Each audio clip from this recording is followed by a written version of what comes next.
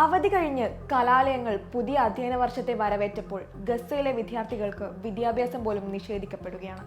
അവരുടെ സ്കൂളുകളും ക്ലാസ് മുറികളും തകർന്ന നിലയിലോ അല്ലെങ്കിൽ കുടിയിറക്കപ്പെട്ടവരുടെ അഭയകേന്ദ്രങ്ങളോ ആയി മാറിയിരിക്കുന്നു. ഗസയിലെ ഏതാണ്ട് 80% സ്കൂളുകൾക്കും കേടുപാടുകൾ സംഭവിക്കുകയോ നശിപ്പിക്കപ്പെടുകയോ ചെയ്തിട്ടുണ്ട്.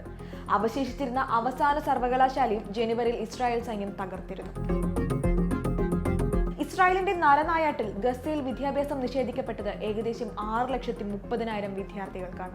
307 പബ്ലിക് സ്കൂൾ കെട്ടിടങ്ങളിൽ 90% ഇസ്രായേൽ തകർത്തുവെന്നാണ് കണക്കുകൾ പറയുന്നത്. ഒരു മാസത്തിനിടെ അഭയകേന്ദ്രങ്ങളായി ഉപയോഗിച്ചിരുന്ന 16 സ്കൂളിലെങ്കിലും ഇസ്രായേൽ ബോംബിട്ടിട്ടുണ്ടെന്നാണ് മനുഷ്യാവകാശ നിരീക്ഷകർ ചൂണ്ടിക്കാട്ടുന്നത്. ഈ അധ്യയന വർഷത്തിലും നിരവധി കുട്ടികൾ പരിക്കേറ്റ് ആശുപത്രിയിലാണ്. 10,000-കണക്കിന് കുട്ടികൾ ഇതിനോടകം തന്നെ ഇസ്രായേലിന്റെ മനുഷ്യത്വരഹിത ആക്രമണത്തിൽ കൊല്ലപ്പെട്ടിട്ടുണ്ട്. 58,000 വിദ്യാർത്ഥികൾ 1-ാം ക്ലാസ്സിൽ ചേർന്ന് സ്കൂൾ ആരംഭിക്കേണ്ടതായിരുന്നു ഗസയിൽ.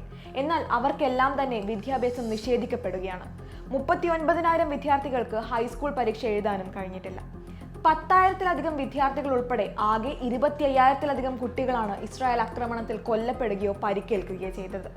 അധ്യാപകരും ജീവനക്കാരുമായി 411 പേരും കൊല്ലപ്പെട്ടു. 564 സ്കൂളുകളിൽ 85%-ലേറെയും പൂർണ്ണമായോ ഭാഗികമായോ തകർക്കപ്പെട്ടു. അവശേഷിച്ചവയാണ് അഭയാർത്ഥി ക്യാമ്പുകളായി പ്രവർത്തിക്കുന്നത്. ഗസയിൽ പ്രവർത്തിച്ച 12 യൂണിവേഴ്സിറ്റികളും പൂർണ്ണമായും നാമാവശേഷമാക്കി. ഇവിടങ്ങളിൽ പഠിച്ചിരുന്ന 80,000 വിദ്യാർത്ഥികളാണ് വഴിയാധാരമായത്. പഠനം നിഷേധിക്കപ്പെട്ടവർക്ക് ഇനി എന്ന് വീണ്ടും പഠനം പുനരാരംഭിക്കുമെന്നത് ആശങ്കയായി തുടരുകയാണ്.